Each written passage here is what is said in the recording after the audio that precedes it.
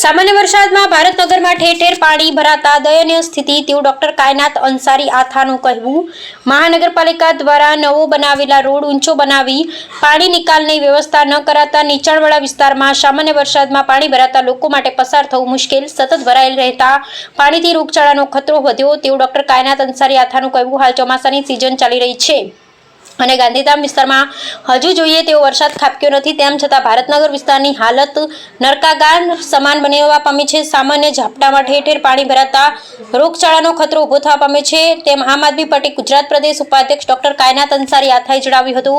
Doctor કાયનાત Ansari આથાએ સ્થાનિકોની રજૂઆત બાદ ભારતનગરની મુલાકાત લઈ જણાવ્યું હતું કે ભારતનગરમાં સામાન્ય વરસાદમાં તંત્રની બેદરકારીથી નીચાણવાળા વિસ્તારમાં ઠેર ઠેર પાણીનો ભરાવો થવા પામ્યો હતો। તંત્ર દ્વારા નવો રોડ ઊંચો બનાવવામાં આવતા તેમજ વરસાદી પાણી નિકાલની કોઈ વ્યવસ્થા ગોઠવવામાં ન આવતા સામાન્ય ઝાપટામાં જ નીચાણવાળા વિસ્તારમાં ઠેર ઠેર પાણી ભરાયેલા જોવા મળ્યા હતા। જો ભારે વરસાદ વરસશે તો આ વિસ્તારમાં જળબંબાકારની સ્થિતિ સર્જાશે તેવી ભીતિ તેમણે વ્યક્ત કરી હતી। ડોક્ટર કાયનાતે જણાવ્યું હતું કે હાલ સામાન્ય વરસાદમાં ઠેર ઠેર પર પાણીનો ભરાવો થતા લોકોને અવરજવર કરવામાં મુશ્કેલીનો સામનો કરવો પડી રહ્યો છે, તેમજ આસપાસ રમતા નાના બાળકોમાં રોગચાળો ફાટી નીકળવાની દહેશત પણ તેમણે વ્યક્ત કરી હતી। वरसादी पानी निकाल माटे तंत्र द्वारा योग्य व्यवस्था गोठववा तेमणे मांग करी हती। नमस्कार, मैं डॉक्टर कायनात अंसारी आता, उपाध्यक्ष आम आदमी पार्टी। आज यहाँ के वार्ड 5 के स्थानिकों द्वारा हमें यहाँ बुलाया गया है। इनकी एक समस्या है कि रोड जो है वो इलेक्शन के चलते वोटों के लिए ऊंचा कर दिया गया है। ऑब्वियसली किसी भी इंजीनियर टाइप आदमी को ये पता होगा कि नीचाण वाले इलाकों में फिर पानी भरेगा और वो पानी वाटर लॉगिंग की वजह से जो पेवर ब्लॉक्स है वो भी निकल गए हैं। 2 व्हीलर वाले इसमें गिरते हैं, पड़ते हैं, यहाँ पे वाटर लॉगिंग हो रहा है। उसके वजह से इवेंचुअली यहाँ पे बीमारी की समस्याएं बढ़ेंगी। छोटे छोटे बच्चे हैं या लोग रहते हैं, स्थानिक विस्तार है, तो हमने आपको प्रशासन चलाने को दिया है, तो इतना सेंसिबिलिटी की हम आपसे उम्मीद रखते हैं कि आप लोगों के लिए व्यवस्था तो ठीक बनाए।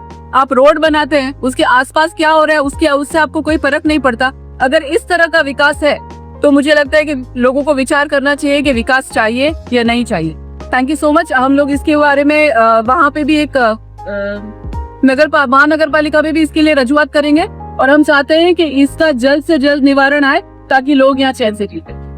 वरसाद में कई नहीं रोड में पानी भाई भाई अब जो रोड जो नहीं एम रोड में कई लोगों में તમારો રોડ ક્યાં બન્યો આટલું આટલું પાણી ભરાઈ ગયું વરસાદ તો ખાલી શરૂઆત થઈ છે રોડ